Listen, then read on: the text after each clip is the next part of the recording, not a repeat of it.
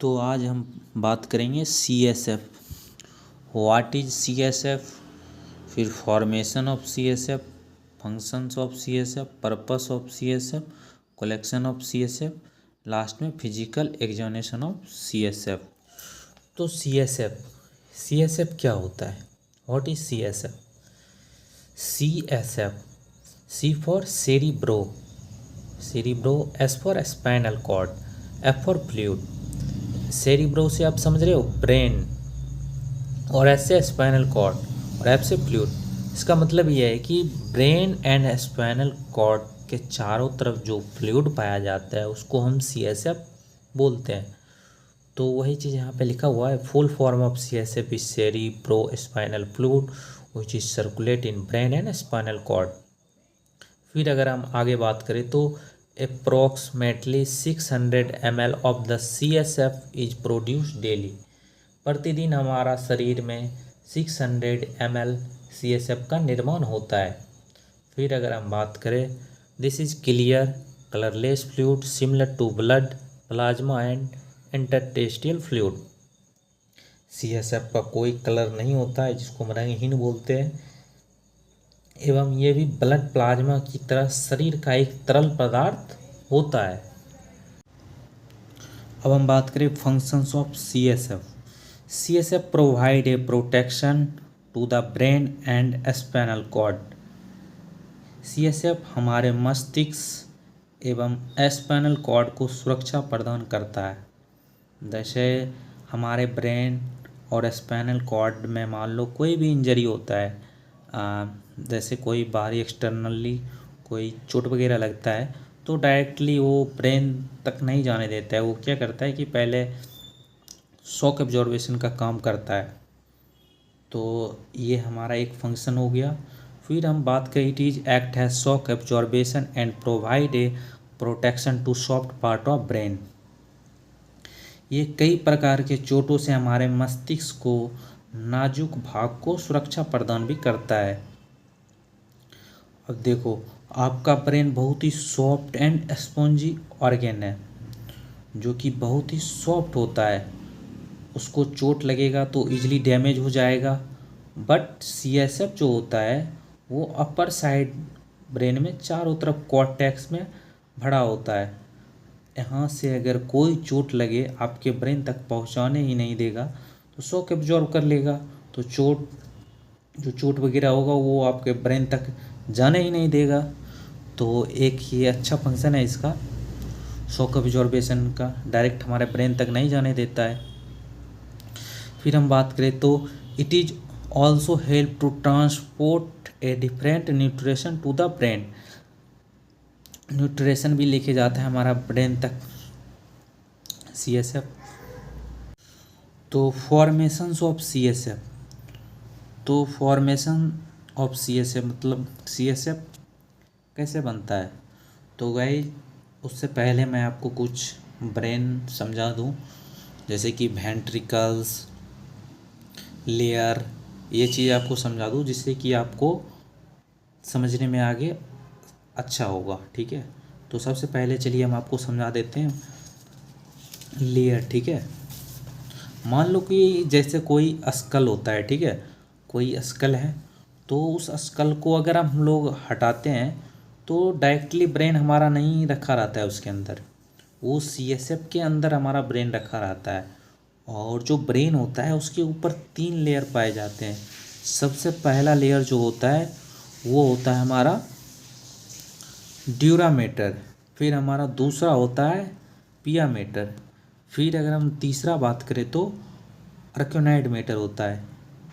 अब ड्यूरामेटर और ये देख रहे हो ड्यूरामेटर, ये ड्यूरामेटर जो है और पायामेटर, ये दोनों के बीच एक सब आर्कियानोइड स्पेस होता है, ये दोनों के बीच में पाया जाता है, जो कि इस स्पेस के अंदर ही CSF रहता है। ये जो दिख रहा है आपको नीला कलर का, ये सारा CSF है, सब आर्कियानोइड स्पेस है, इसी के अंदर हमारा CSF होते हैं। तो आप लेयर समझ लिए, ब्रेन यानी कि आप स्कल को हटाओगे तो वो डायरेक्टली नहीं रखा रहता है, उस CSF के अंदर हमारा तैरते रहता है, उसके अंदर रहता है हमारा ब्रेन। जिससे कि कोई भी इंजरी वगैरह हो तो जिससे कोई दिक्कत ना हो, डायरेक्टली हमारा ब्रेन तक वो इंजरी ना हो, पहले सीएसएफ उसको एब्जॉर्ब कर लेता है, वो ब्रेन तक जाने ही नहीं देता है कोई इंजरी वगैरह को। तो आप लेयर, पहले आप गूगल पे एक बार चेक कर लेना लेयर वगैरह को, वहाँ पे आपको अच्छे से लेयर दिख जाएगा। तो ब्रेन का जो लेयर है, पायामेटर एंड ड्यूरामेटर एंड आर्कोनाइड, ये 3 मीटर है, और ड्यूरामेटर और पायामेटर दोनों के बीच हमारा सब आर्कोनाइड स्पेस होता है। ये देख सकते हो, ये हमारा ड्यूरामीटर हो गया, और हमारा ये दोनों के बीच हमारा एक स्पेस है जो कि सब आर्कोनाइड स्पेस है, इसी के अंदर सीएसएफ है। फिर अगर हम आगे बात करें तो आप वेंट्रिकल्स, मैं आपको समझा दूँ। वेंट्रिकल्स,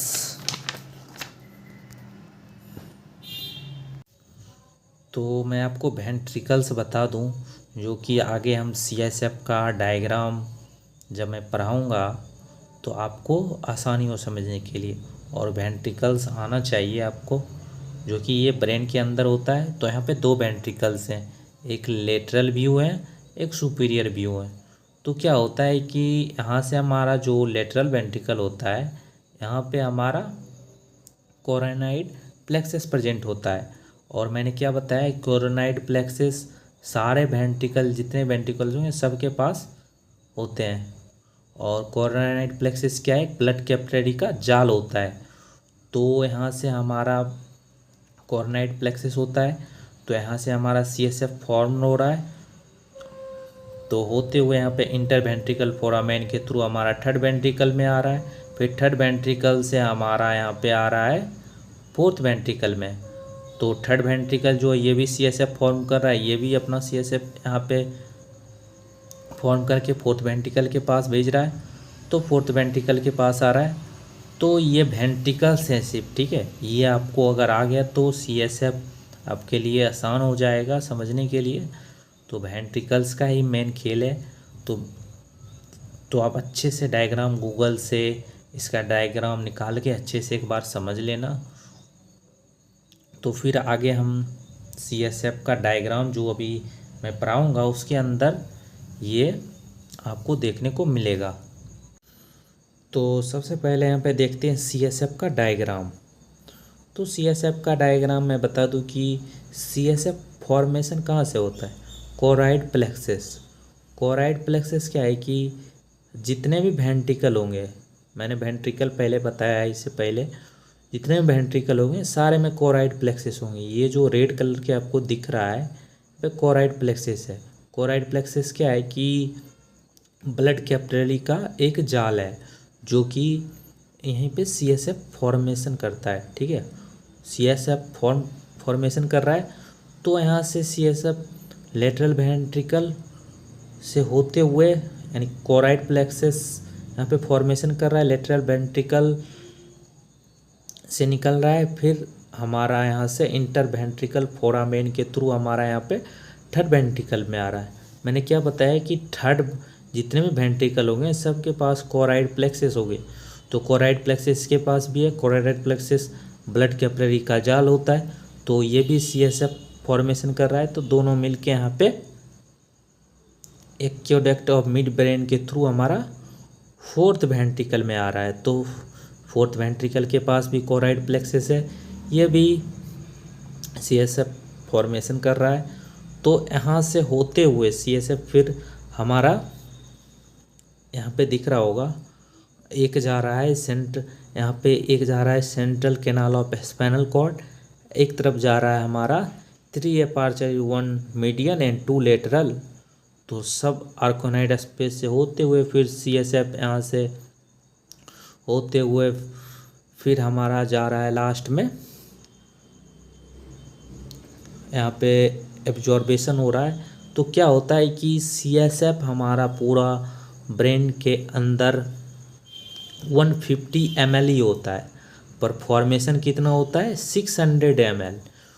तो एक चीज़ अच्छा है कि ये जो एब्जॉर्बेशन हो रहा है यहाँ पे आर्कोनाइड ग्रेनुलेशन के पास, ये जो आपको दिख रहा है आर्कोनाइड ग्रेनुलेशन, यहाँ पे हमारा जो भी 150 ml के रिमेनिंग जितने भी CSF फॉर्म है वो इनको एब्जॉर्ब कर लेता है। तो क्या होता है कि फिर हमारा CSF जो भी 150 ml से ज़्यादा रहेगा वो उसको एब्जॉर्ब कर लेगा। तो फिर हमारा CSF यहाँ जाके एक्स्ट्रा सारे एब्जॉर्ब हो जाते हैं और हमारे बॉडी और स्पाइनल कॉर्ड दोनों के बीच 150 ml ही CSF रहते हैं। तो मैं आपको आगे डायग्राम एक और बता दूं, CSF का ही एक डायग्राम है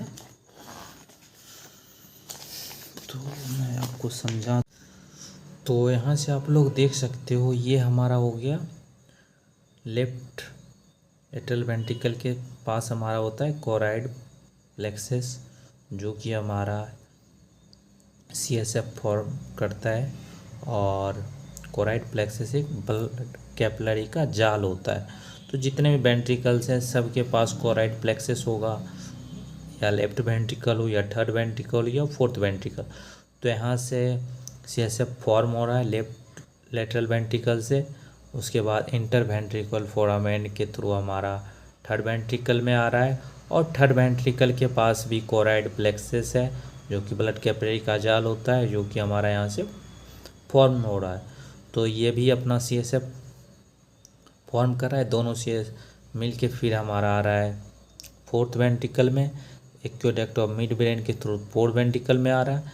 तो यहाँ से आप देख सकते हो कि एक जा रहा है central canal of spinal cord की तरफ जा रहा है, और एक जो है वो हमारा इस साइड जा रहा है सबआर्कनॉइड स्पेस से होते हुए हमारा फिर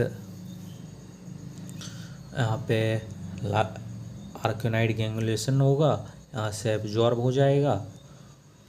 तो पूरा प्रोसेस हुई। जितना ये ब्लू कलर देख रहे हो, नीला कलर जितने भी दिख रहे हैं ये सारे CSF ही है, ठीक है। तो मैंने इससे पहले CSF का भी डायग्राम दिखाया और इसमें भी आपको समझा दिया। और अगर आपको कोई भी दिक्कत इसमें आ रहा है तो आप एक बार खुद से भी पहले डायग्राम देखो, वो ज़्यादा अच्छा रहेगा। उसके बाद आपको ज़्यादा समझ आएगा। वेंट्रिकल्स को पहले अलग देखो, फिर CSF का डायग्राम अलग से देखो, फिर लेयर वगैरह वो सब समझो। तो मैंने सारा चीज़ समझा रखा है। तो अब हम आगे देखते हैं। तो गाइज अब हम बात करेंगे पर्पस ऑफ CSF कलेक्शन, ठीक है। CSF कलेक्शन किस लिए किया जाता है, ठीक है। तो हम बात करते हैं सबसे पहले, it is use for diagnosis of meningitis disease. CSF का जो इस्तेमाल मेनिंजाइटिस डिजीज जैसे बीमारियों के लिए पता लगाने के लिए हम लोग करते हैं, जैसे कि due to virus, fungi, bacteria. तो CSF के थ्रू आप पता लगा सकते हैं वायरस, फंगी, बैक्टीरिया। फिर अगर हम बात करें तो also use to defect some inflammation condition. इस टेस्ट का उपयोग इन्फ्लामेशन के कारण का पता लगाने के लिए भी किया जाता है।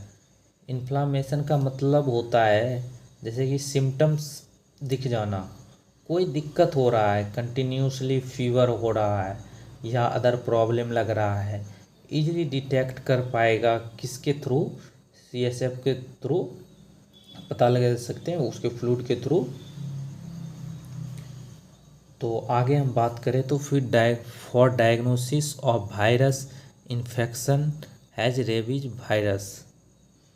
इसका इस्तेमाल कई हानिकारक जीवाणु जैसे रेबीज आदि का पता लगाने के लिए भी करते हैं।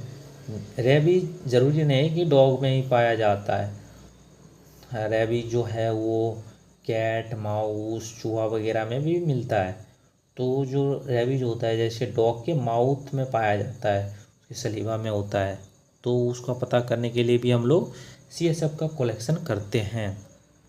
तो अब हम बात करेंगे collection of CSF। CSF always collected in clean and dry operation theatre and it should be perform by perfect person. CSF को हमेशा साफ सुथरे ऑपरेशन थिएटर में निकालना चाहिए और ये हमेशा एक अनुभव व्यक्ति को ही करना चाहिए। तो firstly patient lie down on bed at comfortable position, मरीज को एक आरामदायक स्थिति में उल्टा लेटाना है, ठीक है, उल्टा लेटाना है। फिर हम आते हैं, now select the area where we have to puncture and clean properly. अब जैसे उस जगह पता लग गया कि इस जगह से हमें निकालना है CSF, तो उस जगह का क्या करना है कि अच्छे से स्टेलाइज करना चाहिए। Now select the area where we have to puncture and clean properly. फिर अगर हम बात करें तो now enter the needle in third fourth lumbar vertebra. अब निडिल को क्या है कि थर्ड और फोर्थ लंबर वर्टिब्रा के अंदर डाला जाता है। अब देखो, ये मेन चीज़ मैं बता रहा हूँ, इम्पोर्टेंट है। देखो, जैसे स्पाइनल कॉर्ड में लंबर वर्टिब्रा होता है, ठीक है, ये lumbar vertebra third and fourth के बीच में के सेंटर वाले एरिया में निडिल को इंटर करना चाहिए, और ये 180 डिग्री में होता है। तो ये इम्पोर्टेंट है guys. Third and fourth vertebra के सेंटर में निडिल हम इंटर करते हैं। फिर now collect this CSF slowly. फिर धीरे धीरे CSF फ्लूइड बाहर आने लगता है। फिर हम क्या करते हैं, CSF जैसे ही बाहर आएगा तो हम 3 ट्यूब रखते हैं, एक केमिस्ट्री लैब के लिए भेज देते हैं, एक कल्चरल लैब के लिए, एक हेमेटोलॉजिकल के लिए भेज देते हैं। फिर after the collection apply the bandage on puncture side. पूरा होने के बाद उस जगह में अच्छे से बैंडेज लगा देना चाहिए। तो गाइस अब हम बात करेंगे physical examination of CSF। Normal CSF is clear and colourless. Simple है, नॉर्मल CSF जो होगा साफ एंड कोई कलर नहीं होगा उसमें। If CSF change the colour then it may be due to some reason. यदि CSF का रंग बदलता है तो कुछ कारण हो सकता है। अब जैसे कि हम बात करेंगे, यहाँ पे देख सकते हो आप लोग, येलो CSF इज जॉन्डिस। अगर आपको येलो कलर दिख रहा है तो जॉन्डिस हो सकता है। रेड CSF, अगर रेड CSF दिख रहा है तो उसमें RBC का उपस्थित है। फिर turbid of CSF due to WBC। यदि गंदा दिखाई दे रहा है या ट्यूरविड दिखाई दे रहा है तो WBC का प्रेजेंट है। तो गाइज फिर ये नॉर्मल हम बात कर लेते हैं।